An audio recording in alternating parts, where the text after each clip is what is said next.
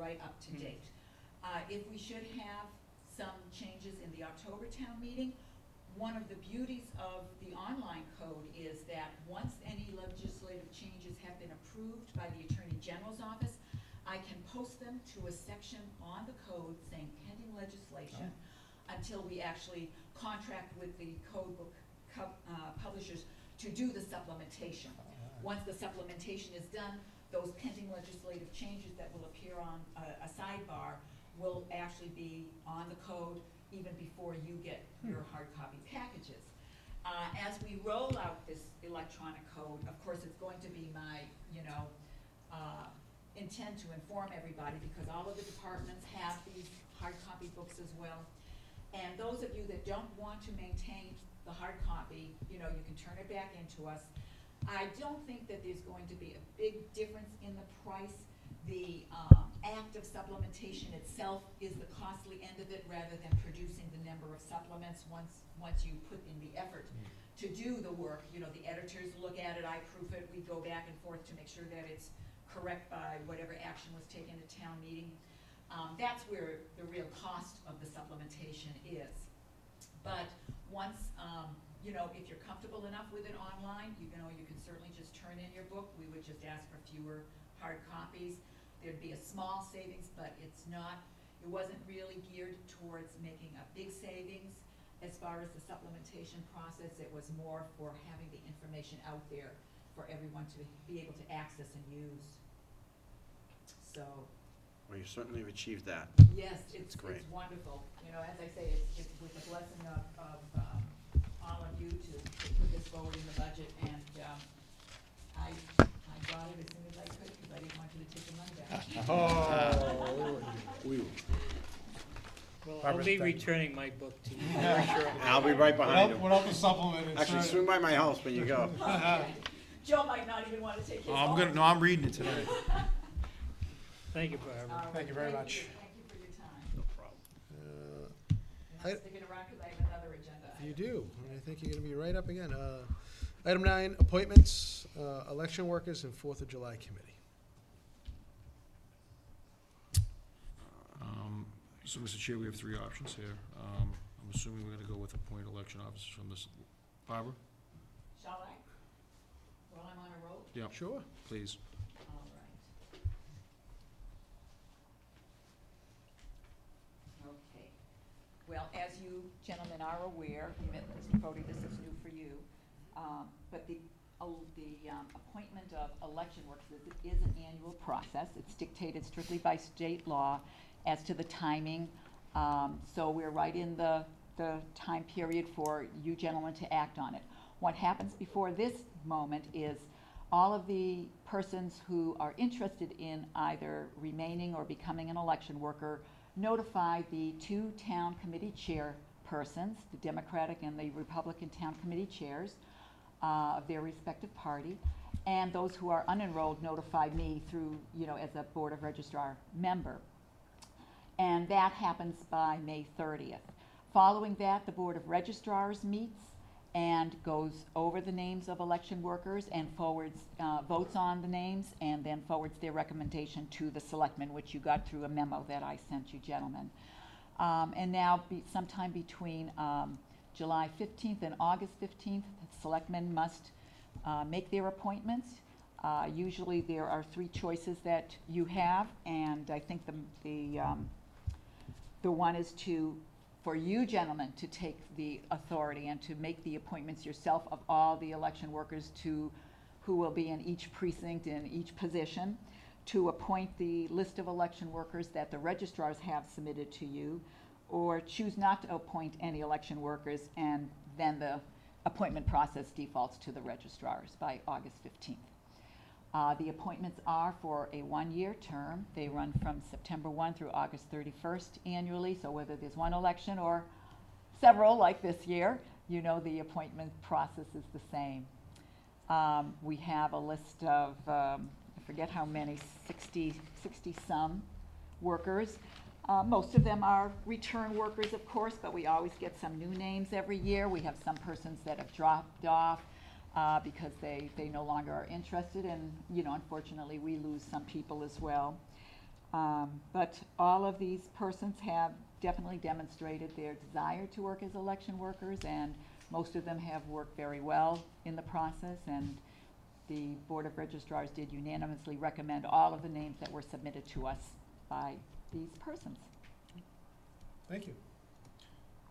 Mr. Fode? So Barbara, if we decide to go with what you said, we're going with option 2? Yes, Okay. correct. That's what the board normally does each That's year. right. And that's just going by the recommendation of the Board of Registrars. Okay, thanks. And these same persons are the ones that do the check-in at town meetings as well, and, so they're very capable, and we really do owe them a debt of gratitude, because election days are very long sometimes. Sometimes they move a little quicker than others. Presidential election day will move along fast, but the state primary, I will assure you, will be a very, very long day for them. Thank you. Mr. Fode? Mr. Chairman, I move to exercise the following option for appointment of election workers for elections held between September 1, 2012 through August 31st, 2013. Appoint election officers from the list submitted by the registrars as recommended by the registrars. Second. Any further discussion? Hearing none, all in favor? Aye. Thank you very much. Thank you. Thank you. Have a good evening. Moving on to the 4th of July Committee appointment. Mr. Chairman, I move to place a nomination of the following name for appointment as member of the 4th of July Committee for an indefinite term. Randy DiLoretto, 3 Beach Road. Second. Any discussion? Yes, I think back when the Bring Back the Fourth Committee started to raise money, it was clear that we had to move it to the official 4th of July committee so the funds could be funneled back through the town, and that there may have been some funds left over. It may have been on the recommendation of Steve O'Leary, I don't recall, that there were 5 members. In looking into the history, the committee had 7 members. And I would suggest to the board that going forward that we allocate the 7-member committee as it was set up originally. I think that guarantees that they have ample people voting, if somebody's out, rather than get it down to 2 people out, then they just barely have a quorum. It has no impact No on this, impact I'm on just this, but something future that, consideration. so basically, there'll be other positions to be filled. Okay. And it might give some of the people that were on the Bring Back the Fourth Committee that were acting as an ad hoc committee that are interested in becoming a voting member to apply. Mr. Fishko? Once we reach the 7, we still have the ability to do associate members Yes. as well, right? So encourage as many people as possible to, even though it's a limited voting number, doesn't mean we have a limit on how many people No, actually. absolutely not. In I fact, just they wanna would make sure need that's more clear. members. Yeah, they need more.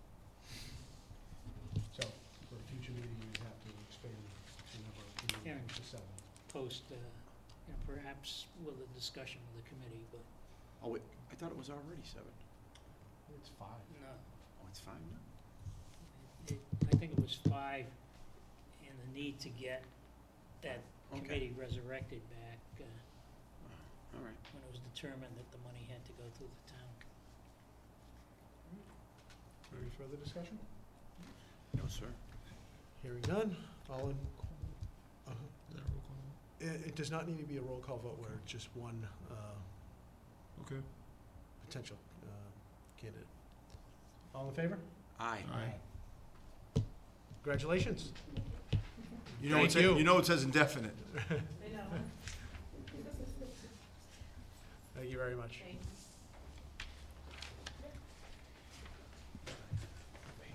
Mr. Chairman, Mr. Misery. I would recommend that we pass over discussing the sale of town-owned land I think that's a without Greg here. good statement. Great. I think Yeah. it's great input. I agree. Let's have a motion. Yeah, George just has to make the motion What is it? to pass over. Move to pass I over. Yeah, I make a motion to pass over discussing the sale of town-owned land Second. till the next meeting. I think that's a wise idea. Any further discussion? No, I think it's a good idea. All in favor? Aye. With Mr. Valiakonis being unable to attend this evening, will not be a town administrator's report. We'll go to old and new business. Mr. Prisco? Sure. I'd like to just start off with congratulating Lisa Downing on retiring from the assessor's office this past week. Congratulations to her. I also wanted to take a moment to point out a few businesses in town that actually are growing and moving their businesses. I mean, so often we seem to have discussions about businesses closing, but if it's okay with you, Mr. Chairman, I just want to highlight a few of them that just recently have You have the floor. Salon 77, owned by a person that lives here in North Reading, Leah McCann. I want to congratulate her in growing her business and moving into a larger, newer location at 161 Main Street, Salon 77. It's actually very beautiful. I checked it out online. Obviously, I wouldn't go there, but I did check it out online. I really want to pass along strong congratulations to her and her staff on their new place. Play It They have Again. wigs. Yes, I Play It Again Sports, another place that outgrew where it recently was, and now right across the street from the Horseshoe Grill, and want to pass along congratulations to them and wish them best of luck at their new location. And then I wanted to welcome Milton Cat as one of our newest businesses into town, just recently opened. I'm not sure if there was a ribbon cutting or anything, but I see that they're in full operation over there, and I think they did a wonderful job with that site. The building looks beautiful. Nice job. You know, we're Dropbox, I'm not sure if you all noticed that letter that came in from the Northeast Vote today. And I just had a question, maybe it'd be best to wait for Mr. O'Leary to be here, but it talked about the Northeast Vote was receiving $40,000. It's actually under your Selectman correspondence section, an additional $40,455,000 in regional transportation. And it says in the letter that it requires that North Reading's assessment will be lowered based on some percentage. So I was just curious, one, if we knew what that percentage was, and two, what happens to that money that we budgeted for? And Well, there, that's it. I'm not sure exactly what the payment cycle is, okay, but that money would, Bless you. that's what we budgeted. But like any budgeted amount, if we underspend it yep, at the end of the year, it reverts back into free cash. okay, go back. So that's what'll I happen just wanted to with make that, sure. yeah. In terms of how much of an impact on North Reading, it's probably very small Yeah. because we are a small player in that Northeast Vogue. Okay. But I just want to point out that letter was in there. I know we don't get a notice when, and Joe, for you, I know you're new to it, so that Selectman correspondence area, you may want to just check it every once in a while. You know, I was gonna ask Greg to remove some of the old stuff, Old one, thinking yeah, it was there are gonna some. be filled up, but we weren't even close to a gigabit, so there's no real need. Well, Right. well, somebody purged a lot on them last year, so, but we'll just kind of move on from that. Just a couple last things. Obviously, I'm sure everyone else, your thoughts and prayers are going out to the families in Colorado. I have to say, I was pretty touched by what happened there. It's really a senseless act, and my prayers go out to them. And last, there was a resident that had passed away here in North Reading on Friday, Rosanna Meno. I know a lot of you that went down for the cancer walk this past May may have heard her speak at the walk. She had passed, we lost her fight with cancer on Friday. So please, your thoughts and prayers, please go out to their family, your husband and 3 children she left behind, and she'll be in our thoughts. Thank you. Thank you, Mike. Mr. O'Shea? Just an IT update. Over the weekend, Gene and some of his consultants succeeded in upgrading the town's domain Oh, from excellent. NT, Windows NT, which was before Windows 2000, 2003, 2008, now 2011, which was a real challenge. Yeah, that's a big change. And that's one That's of a the leap. first steps associated with